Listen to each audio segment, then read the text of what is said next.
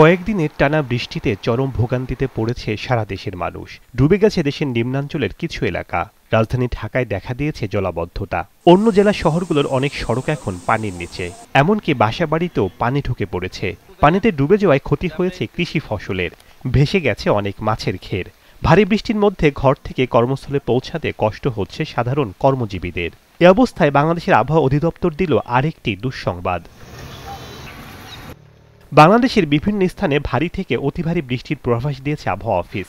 উপকূলীয় অঞ্চল সহ বিভিন্ন স্থানে দমকা হাওয়াসহ ঝড়ের পূর্বাভাসও দেওয়া হয়েছে। একই সঙ্গে চট্টগ্রাম, কক্সবাজার, মোংলা ও পায়রা সমুদ্র বন্দরসমূহকে ৩ নম্বর স্থানীয় সতর্ক সংকেত দেখাতে বলা হয়েছে।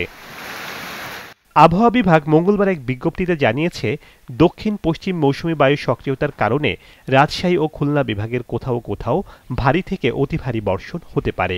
বাংলাদেশের দক্ষিণ পশ্চিম উপকূলীয় এলাকায় সৃষ্ট লঘুচাপটি ঘনীভূত হয়ে স্থল নিম্নচাপে পরিণত হয়েছে এবং এর প্রভাবে উত্তর বঙ্গোপসাগর, বাংলাদেশের উপকূলীয় এলাকা ও সমুদ্র বন্দরসমূহের ওপর দিয়ে দমকা বা ঝোড়ো হাওয়া বয়ে যাওয়ার সম্ভাবনা রয়েছে বলেও জানিয়েছে আবহাওয়া অধিদপ্তর।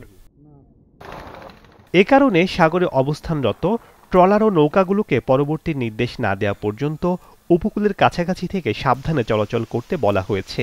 এদিকে রাজশাহী, পাবনা, বগুড়া, টাঙ্গাইল, ঢাকা, ফরিদপুর, কুষ্টিয়া, যশোর, খুলনা, বরিশাল, পটুয়াখালী, কুমিল্লা, নোয়াখালী, চট্টগ্রাম এবং সিলেট সহ দেশের বিভিন্ন অঞ্চলের ওপর দিয়ে দক্ষিণ বা দক্ষিণ পূর্ব দিক থেকে ঘন্টায় ৪৫ থেকে ৬০ কিলোমিটার বেগে দমকা বা ঝোড়ো হাওয়া সহ বৃষ্টি অথবা বজ্রবৃষ্টি হতে পারে।